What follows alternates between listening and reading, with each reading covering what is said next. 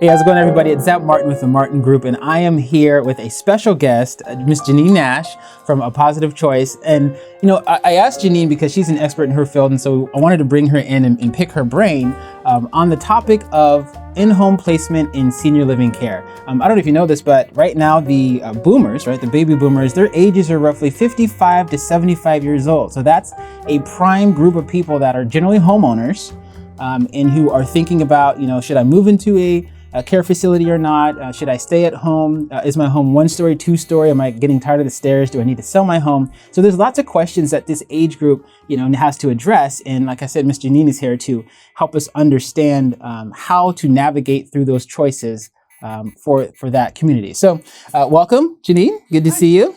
Hi, good to see you as well. Yeah. Thanks for inviting me. I appreciate it. Absolutely. And you're a wealth of knowledge. And so I just want to start with kind of a basic understanding that, and I didn't even know this until we started talking, that there's in-home care. So if you want to stay in your home and you need extra care support, you can refer and you can help with that. And then there's also senior living placement, where there's living facilities that people can move to that have either skilled nursing or some level of nursing. Can you maybe just start by explaining the difference between the two? Yes.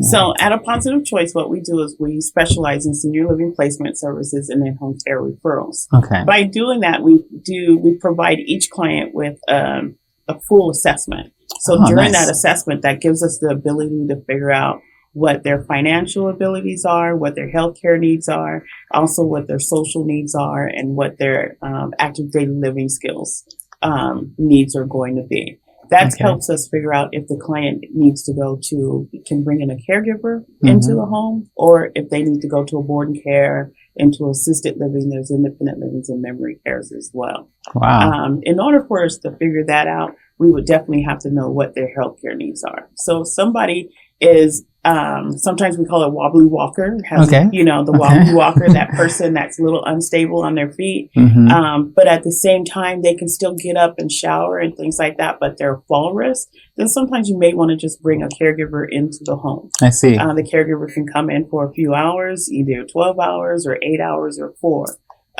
Where if someone lives in a 2-story home, for instance, I would suggest myself going into senior living.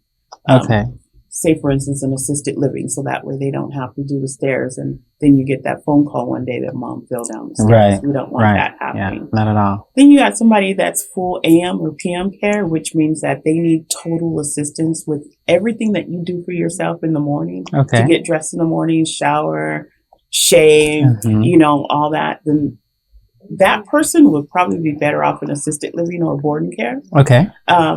Financial wise, when you look at finances, a lot of times home care is a little more expensive than assisted livings or board and care. Oh, really? Okay. Right. Because when you're looking at 24-hour care, then you're looking at 24-hour hourly care. Right. Where in assisted living, you pay your rent and then there's care costs added. So it all depends on what the care cost is going to be. So good. Okay.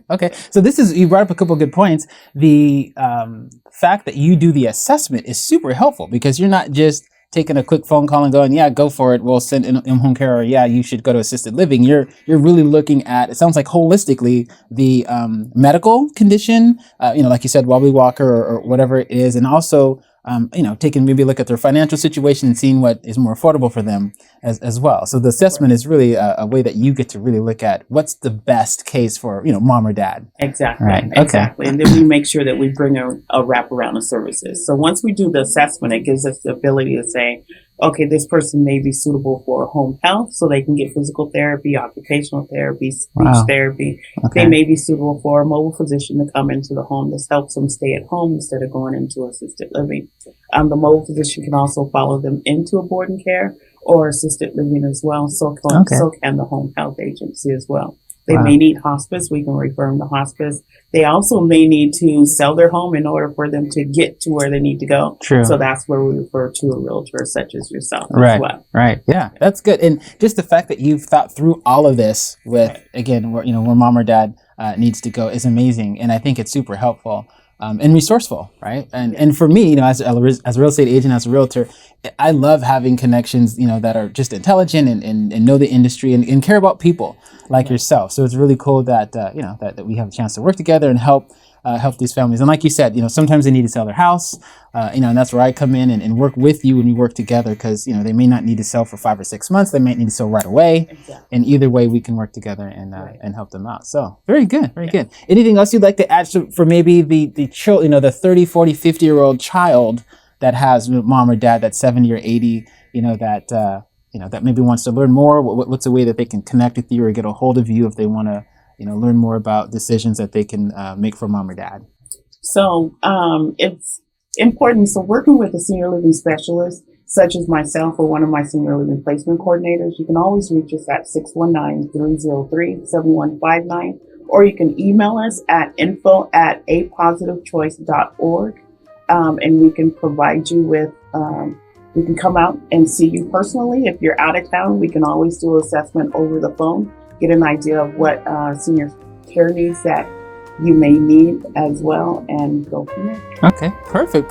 Well, thank you so much for coming on and hanging out with me. I really appreciate it. And again, Jeannine Nash, if you need to get a hold of her, she gave you your phone number and your website. And of course, you can always contact me for more questions if you want to get a hold of her as well. So thank you so much for coming on.